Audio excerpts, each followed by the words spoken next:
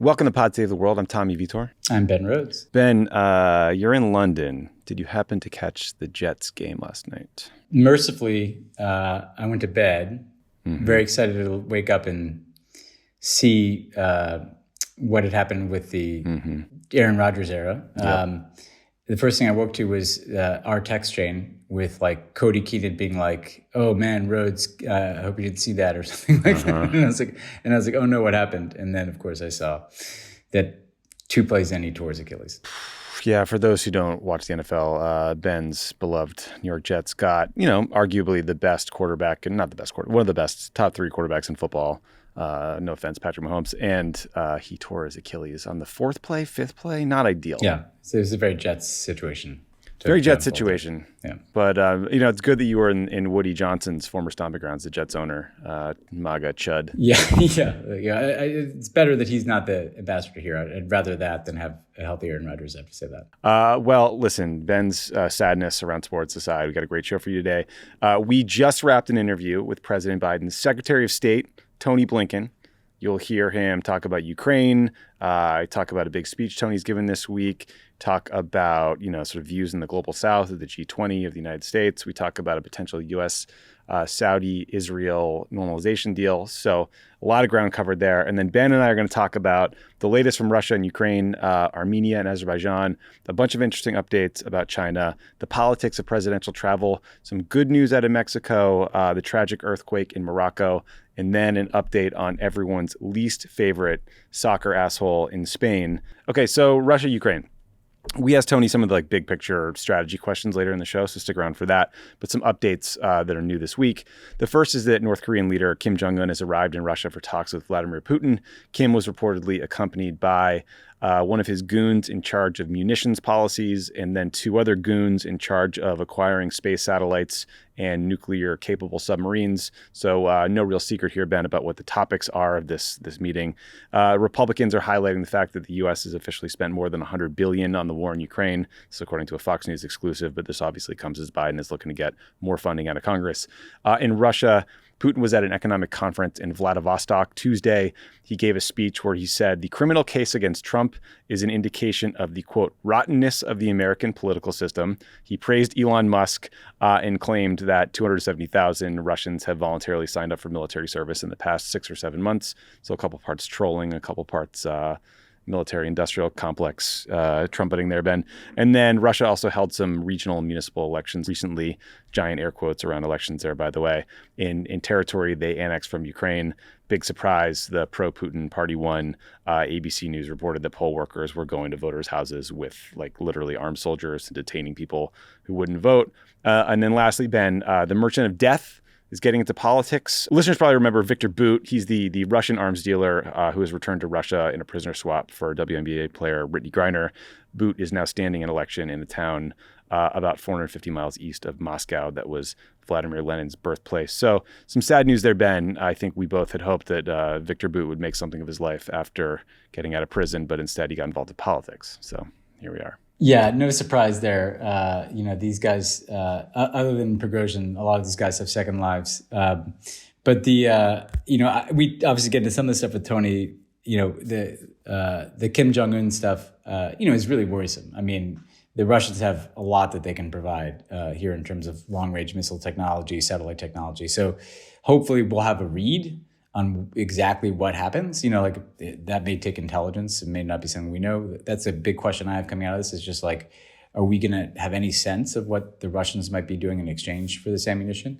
The only other thing that really stands out to me, Tommy, beyond what we get into with Tony, is this Putin comment about Trump, really echoing Trump's points, right? And then the comment clearly meant to appeal to Elon Musk's vanity. I think it's a little appetizer, if you will, for how much the Russians are probably going to want to get involved in our politics. It's existential for them. If Trump's elected, the U.S. support for Ukraine ceases. I think we should anticipate that. So just think about what the stakes are for Vladimir Putin. Yeah, it's really binary. And so I think we should all prepare ourselves. This has not been discussed much. Trump has kind of made people weary about talking about Russian interference, but this is an indication of what's to come. Yeah, it really is. And the conflict is binary. for Putin. If Biden is around, there'll be much more support for Ukraine. If he's not, or if really any of these Republicans come in, support for Ukraine will probably go away. You're right. And by the way, there's a trend of Russians convicted of crimes abroad coming back home and getting into politics. There was the former KGB guy accused of murdering a Russian defector in the UK. He joined the Duma. There was Maria Butina, that Russian gun rights activist that got swirled up in the NRA here in the US and accused of being a spy. She also joined the Duma. So, it's a proud legacy there for our friend Viktor Bout. Ben, a little good news about the ongoing dispute between Armenia and Azerbaijan in the disputed Nagorno-Karabakh region. So Nagorno-Karabakh is internationally recognized as part of Azerbaijan, but the area is ethnically Armenian and for a long time was basically governed by pro-Armenian separatist groups. That situation on the ground changed in 2020 when Azerbaijan won back a bunch of territory in a war. And more recently, people have been quite concerned about Azerbaijan blockading the only road linking Armenia to Nagorno-Karabakh because it was causing a humanitarian crisis. There are reports today that say Azerbaijan and Armenia have cut a deal to reopen that road, which is obviously a good thing for humanitarian reasons. But the geopolitics of the Russian invasion of Ukraine really flow into Armenia and Azerbaijan as well. Historically speaking, Armenia has been an ally of Russia. That seems to be changing maybe. On Monday, Armenia participated in a joint military exercise with the United States, and Armenia's First Lady visited Ukraine recently to deliver aid. So I'm just curious, Ben, if you're Putin, would you be happy, upgrading relations with North Korea while losing Armenia as an ally, or does this kind of feel like a shrinking world for him? Well, I think, look, the reality is that there used to be these Russian peacekeepers, or who were kind of charged with being in that region to kind of help manage things like the Nagorno-Karabakh conflict, and they were obviously pulled out because the Russians need all the troops they can get, and the Russians weren't willing to kind of lean on Azerbaijan or Turkey, which is very close to Azerbaijan, to help resolve what was really a humanitarian crisis and a warning of genocide by leading voices on these issues in the international community. I think so. It clearly shows a kind of diminishing role for Russia in that part of the Caucasus, where Turkey might have more influence, right? Or Azerbaijan is reflecting its muscles more. I think a key lesson here is I have to think that this is no way resolved. There's a lot of threat to the people who are still very vulnerable in Nagorno-Karabakh. But if there has been incremental progress, it's because I think there's been greater attention on this. And I think, the Armenian American community in this country has raised a lot of noise, but so increasingly has there been diplomatic pressure, diplomatic attention on this. And I think the lesson here is Russia is playing less of a role here, but to prevent that vacuum from being filled by, Azerbaijan trying to swallow up this territory and the people in it, it's going to take a lot of diplomatic attention from a lot of countries, including the United States and Europe. Yeah, I think Tony actually was making some calls over the weekend about this to try to help get it resolved too. Let's switch to China because we've been talking a lot about China and its economic challenges lately. If you want more detail, the last episode you did with Max when I was out had a great overview. But I think one question we've asked ourselves, Ben, and we've asked some of our guests like Kirk Campbell a couple weeks ago, is whether they think that China's economic problems make it more or less likely to invade Taiwan. President Biden gave us the clearest answer we've heard during his press conference in Vietnam. Let's listen. I don't think it's going to cause China to invade Taiwan. As a matter of fact, the opposite, probably doesn't have the same capacity that it had before. So, interesting and much more direct and I guess reassuring then. More broadly, though, the trajectory for U.S.-China relations is pretty rocky. No official announcement was released, but there have been reports about directives to Chinese government employees in state-owned companies ordering them to use domestic phone brands instead of Apple products. This comes as the Chinese tech giant Huawei released its new phone that's supposed to be an iPhone competitor. The U.S. has repeatedly warned about Huawei's connections to the Chinese military. Now, this ban, the potential ban of Chinese government officials from owning Apple phones could be like the tit for tat for the U.S. banning TikTok, but it spooked the hell out of Wall Street. And people started to wonder if Apple get caught in an economic war, and the stock price dropped 6%, I think, in a day. And then finally, Ben, there was a report in the Times that was interesting, worth reading, which is one that talked about how China is getting into the disinformation game even in deeper, and used artificial intelligence programs to sell a narrative that the wildfires in Maui were started by a secret American weather weapon. Previously, most of China's disinformation has focused on core issues like Taiwan, so this feels new and troubling. But Ben, what did you make of that Biden assessment at the top about the likelihood of a Taiwan invasion, and then just sort of this broader trajectory in this economic war that's going? I mean, first of all, I have to say it's I don't think there's much gain from commenting on that. I understand. I'm always sympathetic to politicians who actually want to answer the question. That's usually a good thing. Yep. But in this case, look, at the end of the day, the only person who knows the answer to that question is Xi Jinping. I mean, their economy could be great or it could be bad. It's in what that guy's head is going to determine what happens here. So I don't think it has impact in the real world per se. I just think we don't necessarily know. Because they do have a significant military capability, and the current state of their economy, unless it really falls off a cliff, I'm not sure it cripples their capacity to do something. I think that the Huawei piece, it feels like them hitting back at us for what have been really big export controls, limits on technology going in. And that speaks to kind of the separations taking place between the U.S. and China and supply chains, and particularly in technology, which is, I think creates more vulnerabilities for them than us, but it does create vulnerabilities for us too. And I think it raises this question of how far does this escalation go in both directions? Because if it goes all the way, in terms of the tech space, well, that's a big deal for like an Apple that makes their iPhones in China. So it's a reminder that there is risk for us. I think there's probably greater risk for the Chinese in this score, though. And it may account for them being a little more aggressive in the disinformation space. They may see that this is a more existential conflict for them than just kind of a Taiwan issue. They're doing now kind of Russia-style stuff where they're creating divisions in the United States. And that shows them kind of getting ready for a pretty long conflict here. Yeah, the potential iPhone ban on government employees did seem like a bit of a tit for tat type response.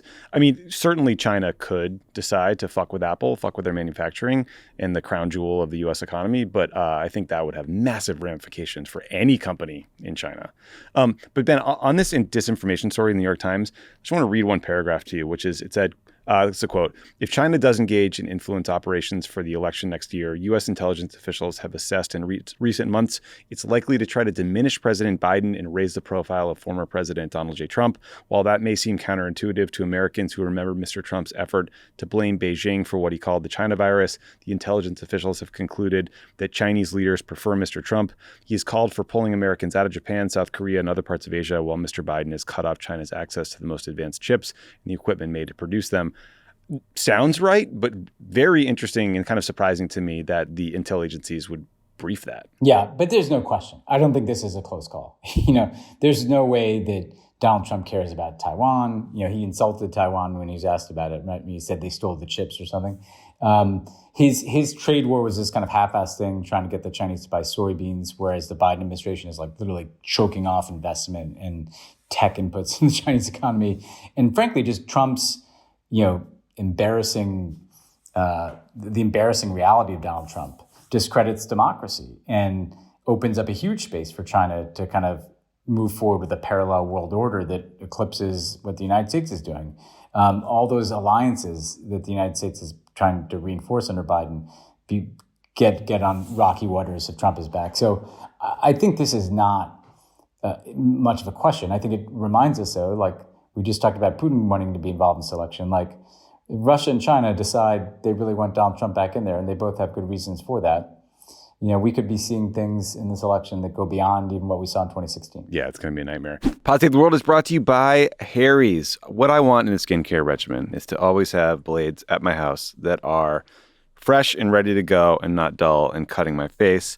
And, just your basic kind of razor. Whether your ritual is minimal or elevated, level up your shave game with Harry's sleekest razor yet, the Craft Handle. It is the latest and greatest in Harry's razor lineup, delivered straight to your door for just $10 at harrys.com. Save the World. Harry's craft handle is a smooth metallic handle that feels weighty and well-balanced in the hand. It's innovatively designed to deliver the same great shave you expect with a killer new look. Grab the craft handle starter set for just $10. It includes the craft handle, 5-blade German-engineered razor cartridge, shaving gel, and travel cover. Plus, you can schedule replacement blade delivery with refills for as low as $2. Step up your routine even more with dozens of affordable items to choose from, like shaving creams, post-shave balm, body washes, and hydrating lotions. With the highest customer satisfaction in the shaving industry, they're still offering a no-risk trial. Don't like your shave? No worries. It's on them. Look, the craft handle looks great. I got one at the house. I got a bunch of fresh razors. Had to travel recently, threw them all in the bag. Didn't have to worry about it. Didn't have to stress about making sure I would pick up some new blades before I went. So highly recommend it. Elevate your shave with the latest and greatest in Harry's razor handle lineup today. Get your $17 craft handle starter set for just $10 at harrys.com/savetheworld. That's harrys.com/savetheworld. This show is sponsored by BetterHelp. Talk about a time in your life when your racing thoughts were keeping you up at night. Every Sunday? Does that work? Waking up early? Yes. How about yesterday? Do you ever find that just as you're trying to fall asleep, your brain will not shut up? God, do I ever. My brain could not possibly be more annoying between the hours of 10 p.m. until whenever it is I wake up. Do your thoughts start racing right before bed or other inopportune moments? It turns out one great way to make those racing thoughts go away is to talk through them during the day. Therapy gives you a place to do that so you can get rid of your negative thought cycles and find some mental and emotional peace. If you're thinking of starting therapy, give BetterHelp a try. It's entirely online, designed to be convenient, flexible, and suited to your schedule. Just fill out a brief questionnaire to get matched with a licensed therapist and switch therapists anytime for no additional charge. Get a break from your thoughts with BetterHelp. Visit betterhelp.com/crookedworld. Go today to get 10% off your first month. That's BetterHelp, HELP.com/crookedworld. Also, Ben, I know you're in the UK. There have been these allegations recently that a researcher working in Parliament on China policy was actually a foreign agent spying for China. It's led to, it seems like a bit of a freak out. I think 2 men have been arrested, both deny they were spying. But the government is making changes. The British government is making changes for the first time, making it illegal to be an undercover spy.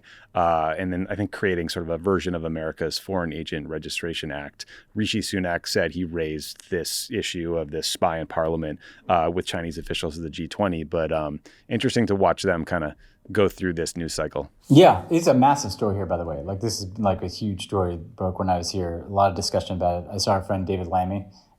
He was on it, very alarmed by it. And I think it speaks to like a much more aggressive, we've seen the Chinese government do this, versions of this in places like Australia. We've seen them try to project influence into Canada. I think it just shows that, they're getting very aggressive. And this is someone like, this is basically, Tommy, the equivalent of someone who was a Hill staff, like a junior congressional staffer with access to some secure information, right? I mean, this is not just a small piece of business.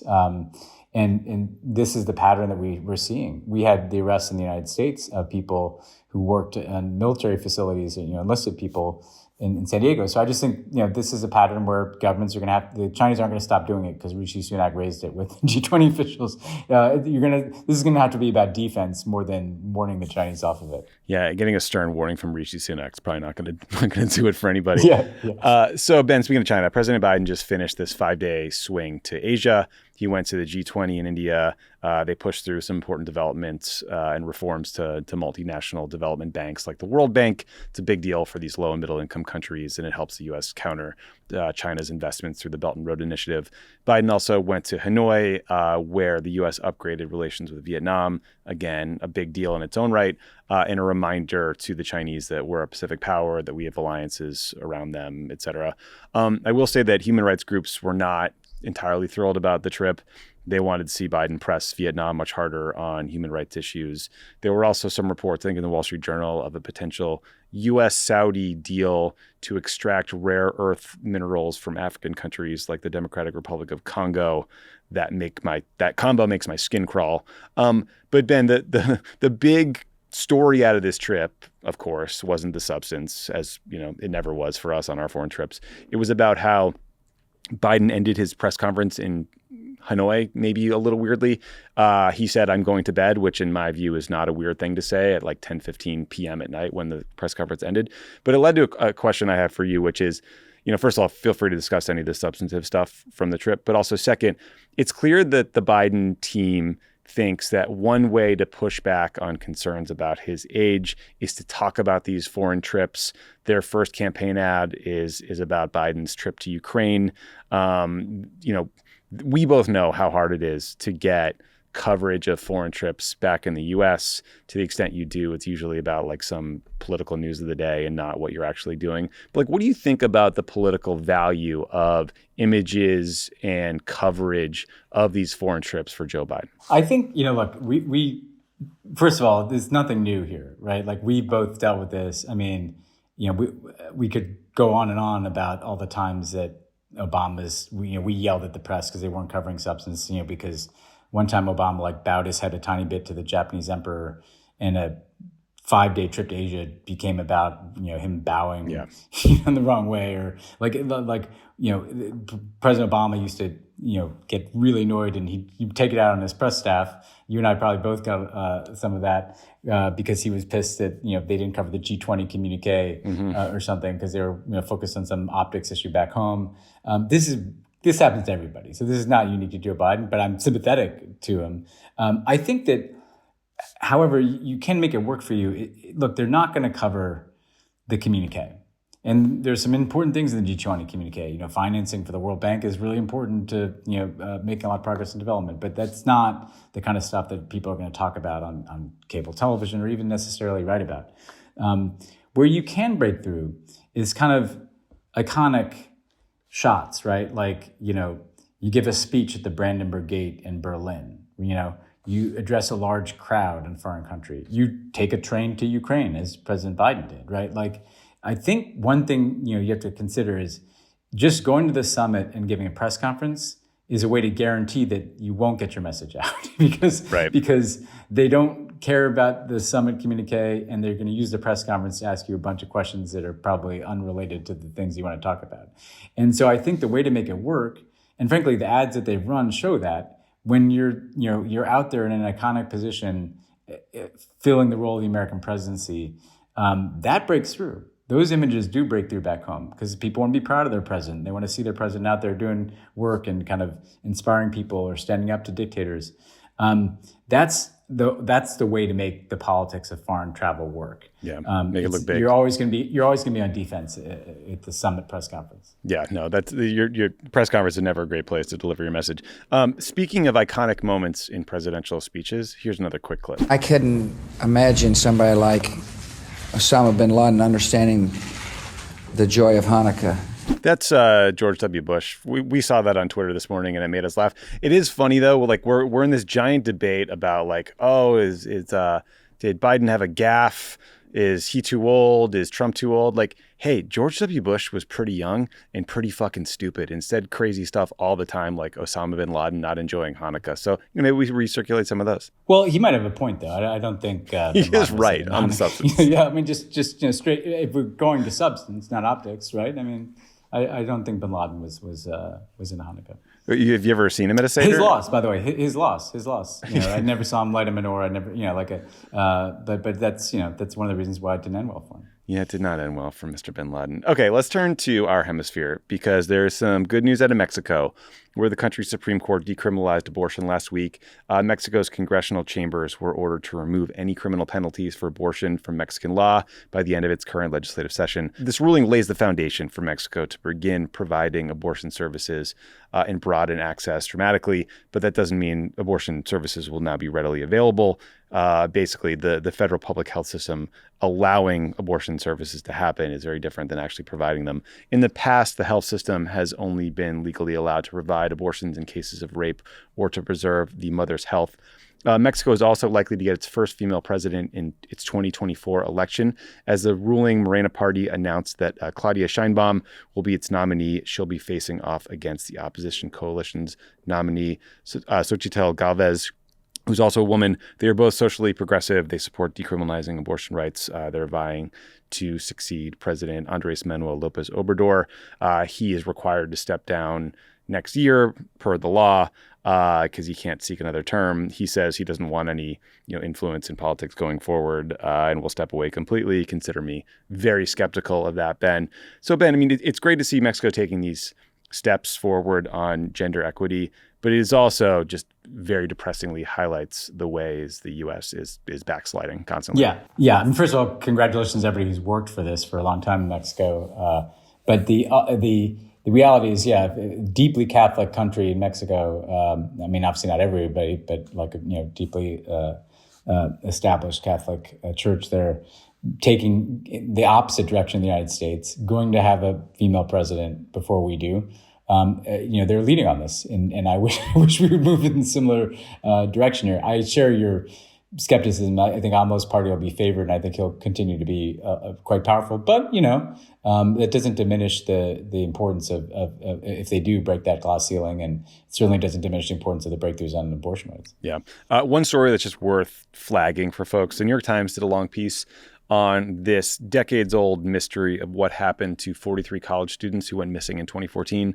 It turns out they were shot at by police. The cops then handed them over to drug cartels who murdered them on their behalf. But the broader story is about the depth of corruption and collusion between Mexican officials, the military, the police, lawmakers, and drug cartels. So it's very, very worth your time and worth reading, because it is appalling in sort of what we're dealing with in terms of the cartels down in Mexico, where all the Republicans want to invade now, I guess, or bomb them in some form or fashion. Yeah, that's where we're going. That's where we're at. And so a couple more things here. So I was off last week because I was in Morocco at a friend's wedding. Marrakesh is an insane choice for a venue for an LA-based friend group destination wedding. But once we got there, it was very clear why my buddy Josh wanted to get married in Marrakesh. It's a beautiful city. We explored it. We went out to the desert, met incredible people. It was just like a life-changing experience. It was, because of that experience, it was extra heartbreaking to see the earthquake and the reports now today of like 2,900 deaths from this earthquake last Friday. Marrakesh is a very old city. There's the sort of inner walls are from the 12th century. A lot of those walls came down. One of the biggest iconic mosque in the city was damaged. This situation and the death toll is far, far worse in rural areas where a lot of the homes are just like clay and mud and bricks, and people are just crushed, and there's been no effort to help them yet. I mean, the government response has been slow and insufficient, and this will be a very long, painful recovery. So basically just wanted to raise it to say, if you're considering charitable donations, this is a great place to help out. Consider Morocco, especially charities that are run by Moroccans. If you're on Twitter, check out at Food Bank MAROC. That's at Food Bank MAROC. That's a handle for a local food bank that some folks told us about when the wedding party was trying to figure out how to help out. USAID has great options listed on their website. We'll put that in the show notes. I donated to an organization called Give Directly, which is an international organization, but I think what's great about them is they just give people cash, which is usually what you need in a situation like this. So there's a lot of really horrible things happening right now. I was just reading, Ben, about how there's 2,000 people reportedly dead and 10,000 missing after flooding in Libya. So there's a massive need everywhere. So just wanted to flag both. Yeah. No, and I think the local charities point is well taken, and so is this cash point. I mean, oftentimes you're trying, the international community is trying to figure out the needs and what is needed, and it's hard to move certain resources down there. But a lot of time what people need is cash, and they can make decisions for themselves. And if they're desperate, they're going to spend it on what they need, whether that's shelter, food, whatever. So people should definitely look for ways to provide support. Quick update on soccer in Spain. A couple weeks back, we talked about Luis Rubiales, the head of the Spanish Soccer Federation. He's the guy who kissed a player named Jenny Hermoso on the lips after her team won the Women's World Cup. That kiss was not welcomed. It was not consensual. It set off this firestorm of criticism. A lot of people were calling on him to leave, including many of the players, elected officials in Spain, but he dug in his heels for a while. The good news as of this recording is that after weeks of pressure, Rubiales finally resigned. This was far from his first scandal. He was accused of hosting orgies with Soccer Federation money. By the way, his uncle was the one who made those accusations. So And this was not some crazy source. But Ben, so obviously good news. It is worth hearing a quick clip from Rubiales from Piers Morgan's show, of all places, where he went to sort of announce his retirement. Let's take a look. About my resignation, yes, I'm going to do. You're going to resign? Yeah, I'm going to. Yes, because I cannot continue my work. What was the final moment for you? Was it talking to your family, your dad perhaps? Yeah, my father, my daughters, I spoke with them. It's not, they know it's not a question about me and some friends very, very close to me. And they say to me, Luis, now you have to focus in your dignity and to continue your life, because if not, probably you are going to damage people you love and the sport you love. Didn't hear a lot of apologizing there, Ben. It sounds a little bit like you might think he's the victim, but I guess it's good that he's gone. Yeah, auditioning for like a very low listenership podcast where he can vent against woke mind virus and things like that. Oh man, but good riddance to that guy. Chastened by the women of Spain, particularly the women on the soccer team. So there is occasionally justice in this world. Yeah, he'll definitely launch a soccer show on X that Elon will say has like 1 trillion views. Yeah. A couple dumb things before we get to Tony's interview. So a Florida man, of course, was arrested after trying to cross the Atlantic Ocean in a vessel that is basically a floating hamster wheel. So he would run in this thing and it would turn and that would propel him east, I guess. 44-year-old Reza Baluchi was intercepted 70 miles off the coast of Georgia, the state of Georgia. According to BBC News, he has tried to make journeys like this 3 times before. Every time he gets intercepted and picked up by the Coast Guard. This guy was so pissed he got picked up this time that he refused to get out of his hamster wheel for 3 days, and at one point even claimed there was a bomb on board. Then in 2021, he tried to drive a similar hamster wheel from Florida to New York via the ocean. He said it was for charity, but he ended up 30 miles south of where he started. So apparently he's not very good at driving this thing. It seems like a good thing that the Coast Guard keeps rescuing this guy from himself. But I do wonder at some point when they're going to be like, okay, buddy, like go with God, see you in London or never. Yeah. Or like a very large, sea creature comes up and mistakes him for a hamster, right? Yeah, they're probably pretty tasty. Yeah, probably look pretty tasty out there. Speaking of tragedies, Ben, residents of a small Portuguese village woke up this weekend to a river of nearly 600,000 gallons of wine flowing down their streets after 2 tanks at a local distillery burst. Nobody was hurt. Local firefighters were able to prevent the wine from flowing into a river and a lake and sort of messing up the local ecosystem there. But it turns out a bunch of European countries are trying to figure out how to manage a big wine surplus. I've heard there's a lack of demand in France, Spain, and Italy. This wine in particular that got spilled in Portugal was going to be distilled into other products, so no one was going to drink it necessarily. This is all from a great report in the Washington Post. But Ben, you're in Europe now. I do think you should do your part and kind of help take off some of the top. I was actually just kind of calculating in my head how long it is to get to Portugal. I'm actually going to be in France tomorrow, so I'm going to try to make a dent on this. And if anybody wants to ship some of that wine over to the Crooked Media HQ, we'd also be willing to help you take that off your hands. So we will drink it. Happy to do our part for international cooperation. Yeah, and whatever it takes to help out the people of Portugal. In 2020, a 97,000-gallon winery tank burst open in Sonoma and flooded the Russian River Valley. So that seems like this is an ongoing issue. Well, I guess that's enough wine stats for you guys. We're going to take a quick break, and when we come back, you'll hear our interview with Secretary of State Antony Blinken. So stick around for that. Pod Save the World is brought to you by Outer Known. Is your closet fall ready? It is not. It is not. But I do need some more sweatshirts, some more long sleeves, anything to keep us warm in our freezing, frigid office. Oh, yeah. It's cold all the time. It's specifically the office that the 3 of us share. Yeah. It's usually about 10 degrees colder than everywhere else. It is not ideal, but I like it. Outer Known has great stuff. I have pants from there. I have some great looking sweatshirts. I have t-shirts. Everything I get looks good and it fits really well. And that's because Outer Known. Everything I get looks good. Okay. Wow, must be nice. Wow. It's Outer Known is the first brand founded on a total commitment to sustainability. Outer Known offers extremely comfortable and stylish men's and women's clothing. Every product they make has planet first mentality, meaning materials are environmentally friendly and the factories they work with provide safe working conditions and fair living wages for all workers. Every Outer Known project is comfortable, breathable, and it fits great. See? It's in the copy. Designed to make you look and feel great. Sustainably made from high-quality organic and recycled materials.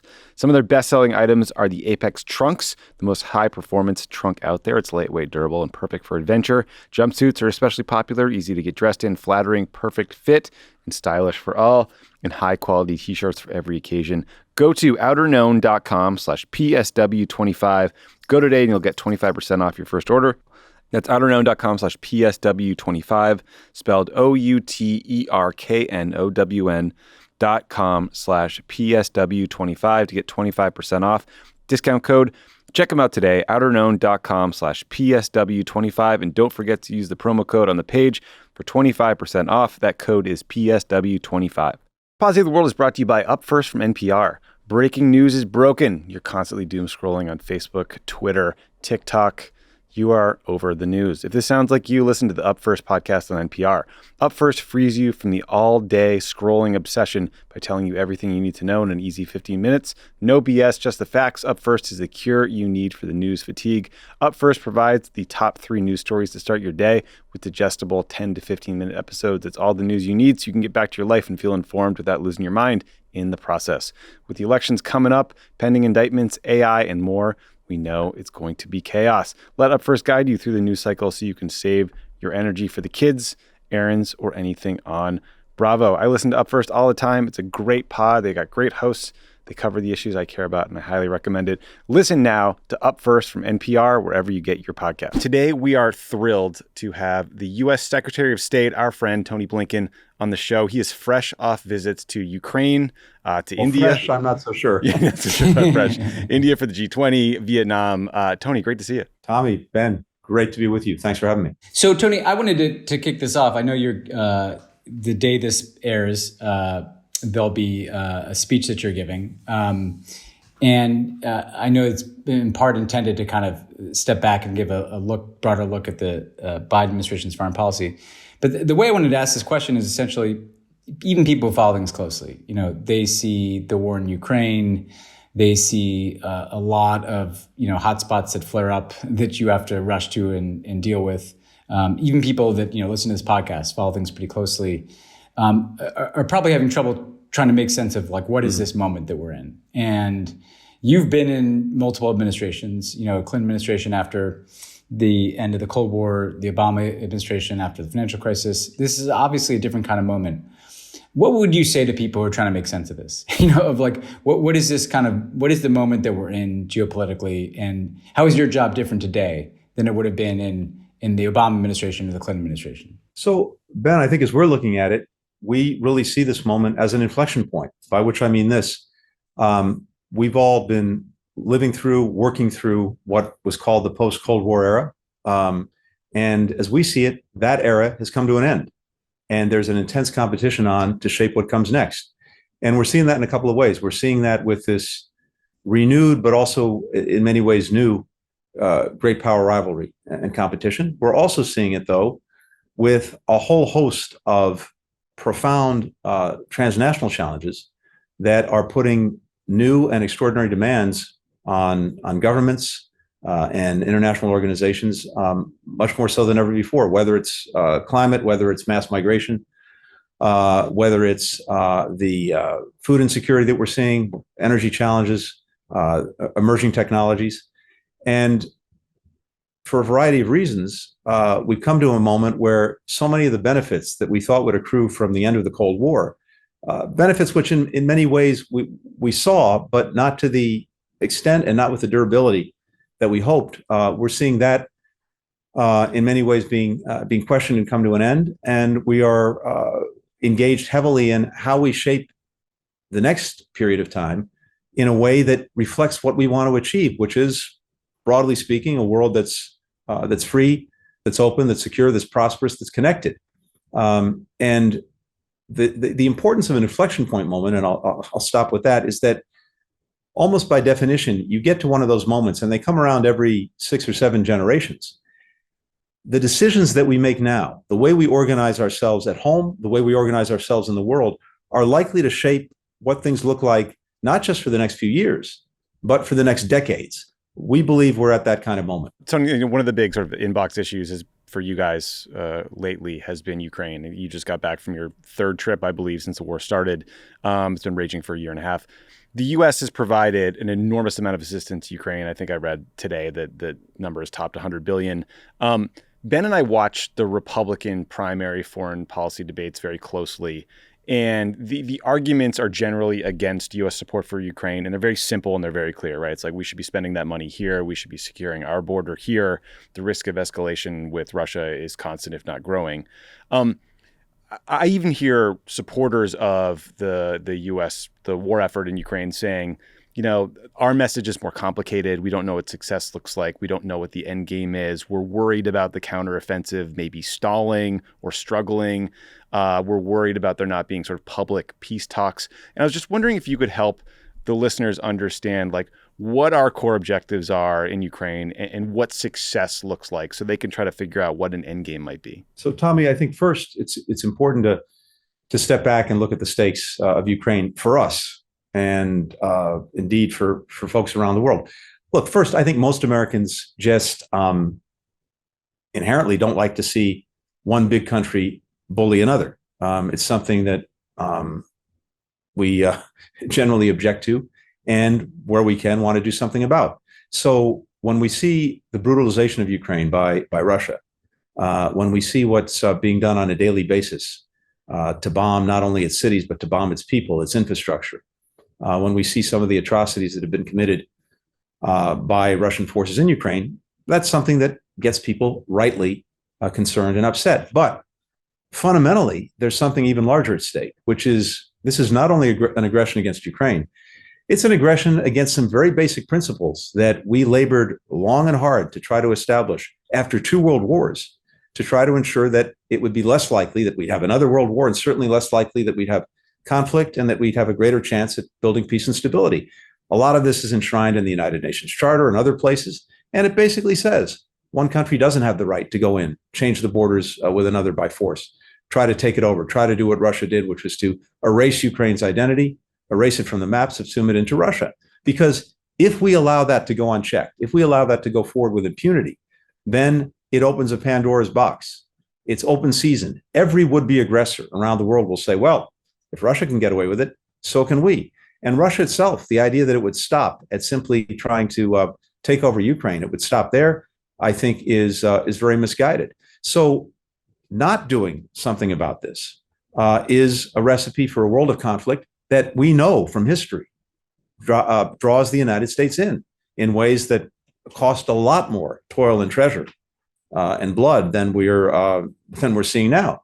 So I think that's the big piece that's so important. The other big piece is this. This is not just the United States standing with and standing up for Ukraine. It's dozens of countries around the world. And we've built different coalitions to deal with different aspects of this: the military piece, the economic and reconstruction piece, the energy piece, the humanitarian piece. And you're seeing countries from around the world coming in and standing with Ukraine. The ultimate objective, it really, Tommy, is twofold. First, of course, is to deny Russia any kind of strategic success in Ukraine, because if we don't, then, as I said, it's open invitation for aggressors everywhere. And already, it's really important to note that Russia has failed in what it was trying to accomplish, because its goal, as I said, was to erase Ukraine from the map, to end its identity as an independent country, to subsume it into Russia. That's already failed.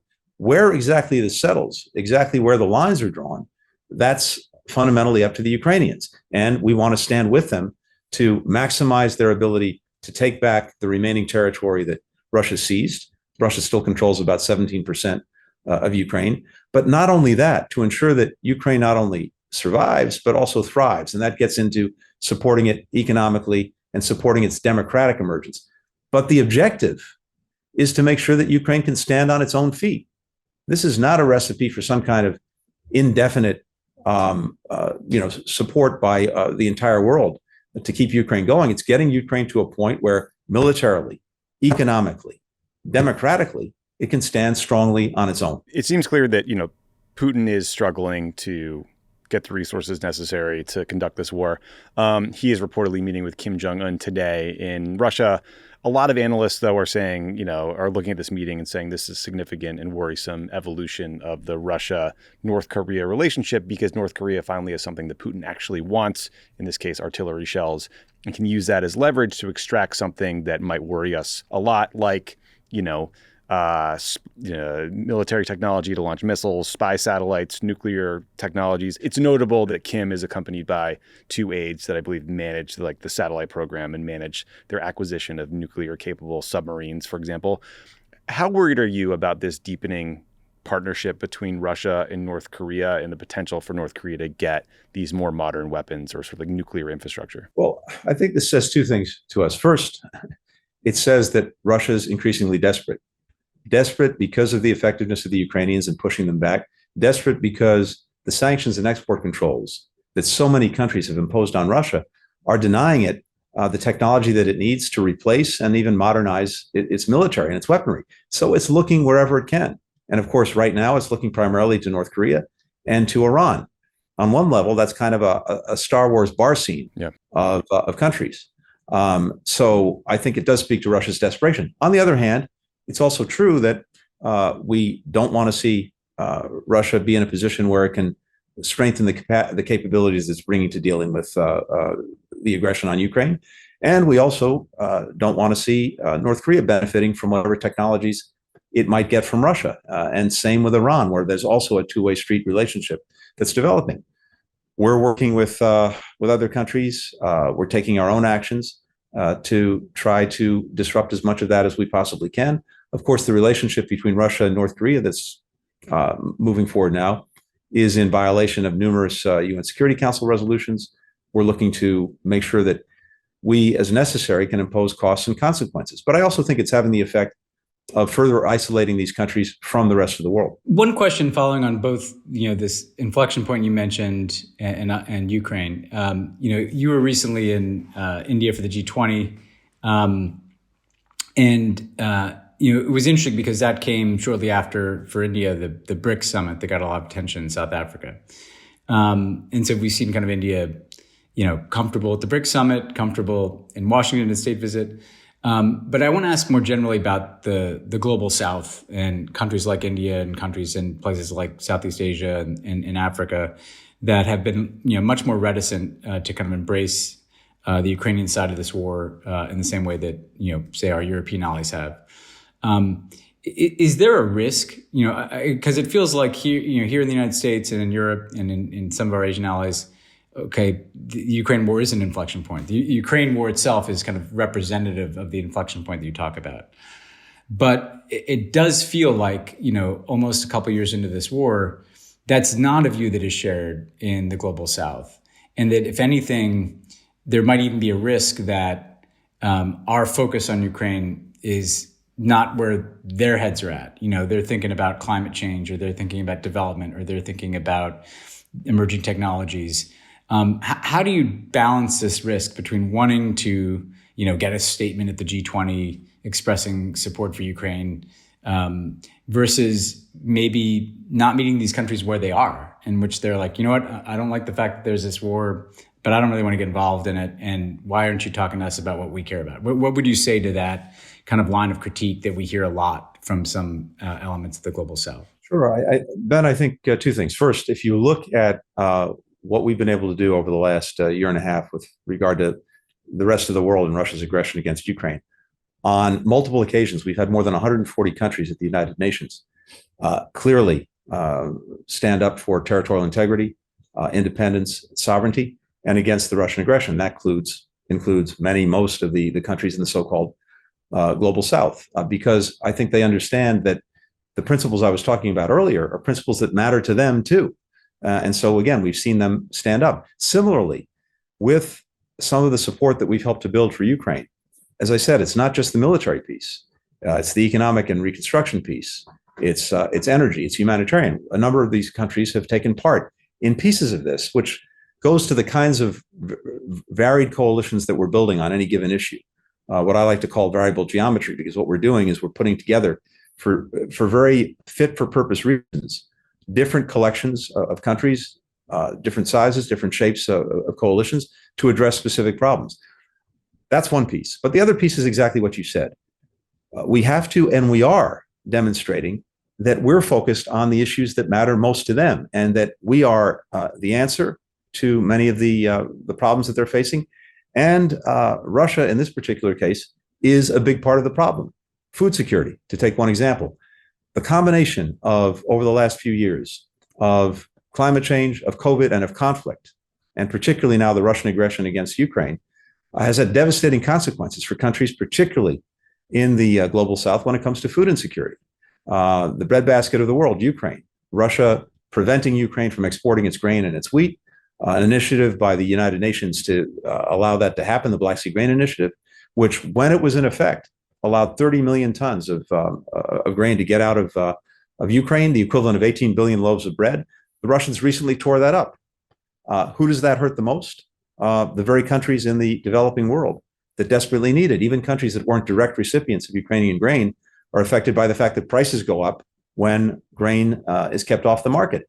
We've put together a coalition of countries around the world to deal effectively with food insecurity, both emergency assistance, where we're the number one provider around the world, as well as long-term support to help these countries build their sustainable productive capacity so that they're not the prisoners of a country like Russia weaponizing food.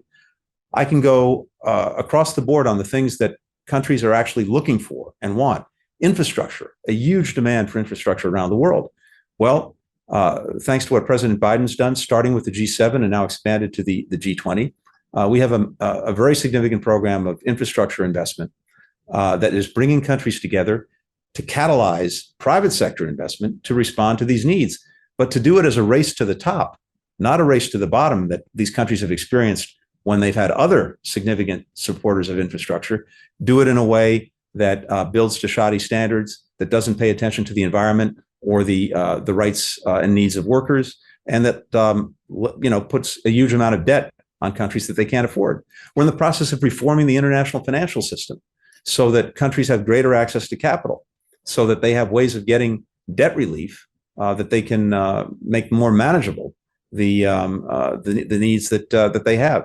And of course, working to make sure we have a Security Council at the United Nations that's better reflective of the world of today, not the world that existed when the Security Council was formed. So in these and so many other ways, we've been demonstrating that, yes, we're focused on the agenda that most countries around the world want us to focus on. And in this moment, a country like Russia is the main disruptor of that agenda. And is one more thing on this.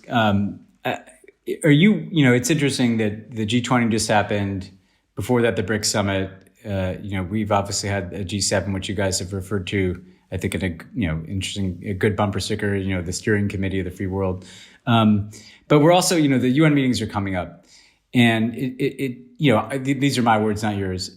It feels like the UN is far less capable of being a place of collective action. I mean, for the obvious reason that, Russia is not going to let anything get to the Security Council and anything that we care about, for instance. Is there a worry that yes, you're building these coalitions and good, strong coalitions of like-minded countries on different issues, like you said, the variable geometry, which I did not do well in geometry in school, but I get what you mean. You have quads and orientations in Asia. You've had the trilat with Korea and Japan at Camp David, G7. But then China's building its own blocks. Are you worried a bit that part of what's happening is the world sorting out into kind of competing blocks, and rather than having that system that coordinates collective action, that there's a system being built that is really an us versus them system, even if that's not the intention of the United States, that may be the effect of what's happening at this moment? Look, there's no doubt that the international system, the UN system, is challenged in many ways, but that's not a reason to give up on it. It's a question. It's actually a reason to double down, lean in, and seek to make it more effective, and again, more reflective of the world, as you might put it, as it is, not as it once was. Good book plug there, Tony. I like that. I appreciate that. Seamless. Yeah, I'm trying. Yeah, and that's not purely out of altruism. It's because it's in our interest to do it. The fact of the matter is, virtually none of the problems that we have to face around the world and that are having an effect on the lives of our fellow citizens are problems that we can effectively address alone. As strong and powerful as we are, we benefit profoundly from having these alliances, these partnerships, these coalitions, and an effective international system that can pick up some of the burden. Because if not, then either we're going to be stuck doing it alone at much greater cost, or no one does it. And then you're going to have a vacuum that is just filled by bad things before it's filled with good things. So we have an interest in making sure that the UN can operate effectively through its programs, for example, on food security, on maternal health, on climate, you name it. And to some extent, even if you have relative paralysis at the Security Council for the reasons you said, that doesn't mean that these different programs aren't functioning and having a positive impact. Again, in ways that if they weren't around, we'd have to pick up the slack. So we're working on that. I'd like to see a Security Council that functions, but that is very challenging at a time when you have the antagonisms that we have with Russia and the competition that we have with China. But we're also seeing this, Ben, and this is what I'm finding as I travel around the world. There's a demand signal from countries around the world that we, the United States, lead responsibly. And that means dealing with what you were talking about a few minutes ago, which is focusing on the things that matter to them, and also trying to find ways to move forward and try to make the UN and other international institutions more effective. And if and as we do that, or at least as we're seen and caught trying, that actually benefits us in our leadership around the world. Tony, last question for you. Thank you again for your time. There have been a bunch of news reports about a possible U.S. brokered normalization deal between Israel and Saudi Arabia. Now, I know you wouldn't ever comment on a deal that's not finalized, nor would you get ahead of President Biden if a deal wasn't announced. Yeah. So, but I was hoping you might help us understand why, the administration thinks now is the moment where it might be advantageous to cut a deal with the Saudis and the Israelis. Because in Israel, there have been months of protests over changes to the judiciary. People like Ehud Barak said that these changes could turn Israel into, quote, a de facto dictatorship, right? There's questions about the future of Israel's democracy. Over in Saudi Arabia, it obviously, of course, already is a dictatorship. The crown prince has an ever worsening human rights record. The most recent iteration of that was reports that border guards were shooting at Ethiopian migrants as part of a policy. MBS has a tendency to undercut U.S. interests.